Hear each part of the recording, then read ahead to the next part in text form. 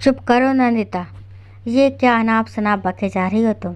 रवि अपनी पत्नी पर चिल्लाया तो वह भी बेकाबू हो गई। मैं अनाप शनाप? और ये जो महारानी मेरे पति पर डोरे। रवि नंदिता पर हाथ उठाने ही वाला था कि बीच में उसकी विभा भाभी आ गई। रवि, ये क्या बचपना है।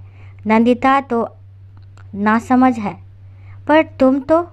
वाह भाभी जी, पहले आग लगाई और अब उस पर पानी डालने का नाटक।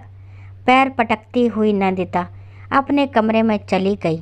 नंदिता जब इस घर में आई थी तब विवाह की गोद में 6 माह की बेटी थी। साल भर बाद वह भी एक बेटे की मां बन गई। दोनों बच्चे का पालन पोषण ऐसे हो रहा था कि ये कहना मुश्किल था कि कौन किसकी मां है। बहुओं के बीच अपनापन देखकर माता जी तो निहाल हो जाती थी। दोनों भाई भी जब मोहल्ले में पारिवारिक कलह की बातें सुनते थे तो उन्हें अपनी अपनी पत्नी पर बहुत गर्व होता था। समय के साथ माता जी का स्वास्थ्य गिरने लगा। अपना अंत समय निकट देखकर उन्होंने बहुओं से कहा, मैं तो अब जा रही हूँ। तुम दोनों आपस में ऐसे ही मिलजुल कर रहना, एक दूसरे से ईर्ष्या कभी मत करना। दोनों ने आप निश्चिंत रहिए माताजी कहकर अपनी सास को आश्वस्त कर दिया था।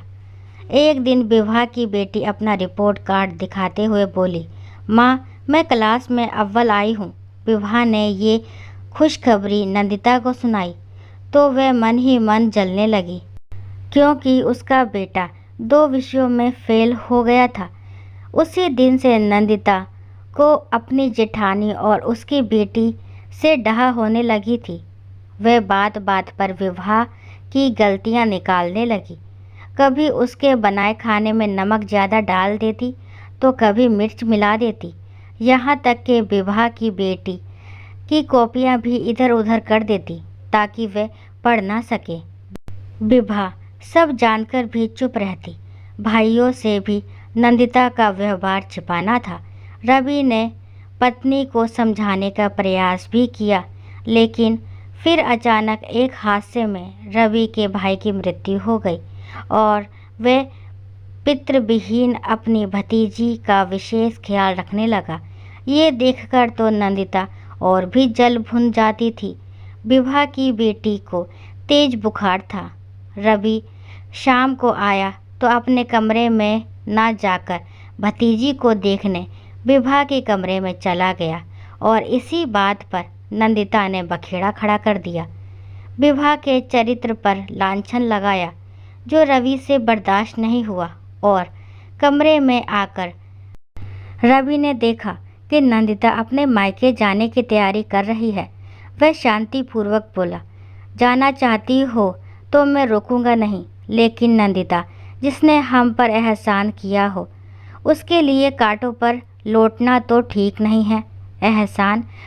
हम पर किसने एहसान किया है? नंदिता तीखे स्वर में बोली, याद है जब तुम्हारा अपेंडिक्स का ऑपरेशन होने वाला था तब रुपए कम पड़ रहे थे। जानती हूँ, मेरे पापा ने दिए थे। नहीं, नंदिता भाभी बोली थी कि नंदिता के पिता से पैसे लेना उचित नहीं है। अब नंदिता हमारे घर की है, उसके सुख दुख की जिम्मेदारी भी हमारी है। तब उन्होंने अपने कंगन गिरवी रख दिए और अपनी सौगंध दे दी कि नंदिता को मत बताना। भाभी तो हमेशा तुम्हारे भले के लिए सोचती है और तुम हो कि उनसे बेवजह की ईर्ष्या।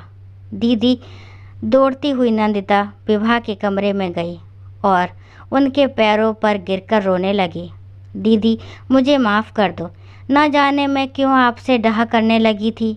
दीदी, वो मेरी भूल थी। अपनी छोटी बहन को।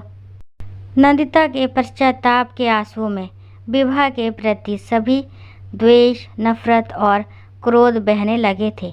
मुस्कुराते हुए विभा ने बहन समान अपनी देवरानी को उठाकर अपने सीने से लगा लिया। दोस्तों, अगर ये कहानी आपको अच्छी लगती है तो प्लीज़ मेरे चैनल को लाइक, शेयर, सब्सक्राइब करना ना भूलें और इस कहानी के बारे में आपके क्या विचार हैं कमेंट बॉक्स में ज़रूर बताएं।